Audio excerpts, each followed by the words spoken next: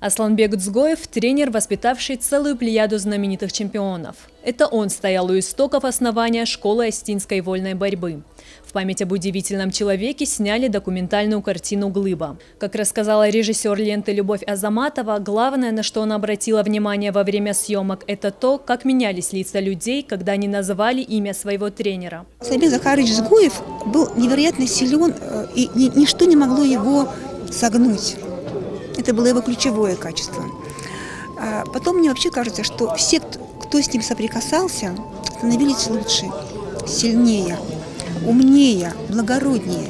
Вот мне кажется, что я, пройдя через тропы его жизни, через его жизнь стала сильнее. Асланбек Дзгоев обладал удивительной силой воли. Еще в детстве проблемы со здоровьем научили его тренироваться до изнеможения, бороться вопреки всему. Этому он учил и своих подопечных. Будучи тренером-философом, Дзгоев разработал уникальную методику и добился феноменальных результатов. Ему удалось вырастить и сына чемпиона, что является редким случаем в мировой тренерской практике. Не скажу, что я хотел заниматься спортом, даже, можно сказать, не хотел заниматься, как смотрел как не на главное, но это в принципе есть. И отец никогда акцент не делал на спорт, он мне ничего не говорил, он говорит, ну занимайся как ты. В принципе, это не главное, профессиональный спорт это не главное.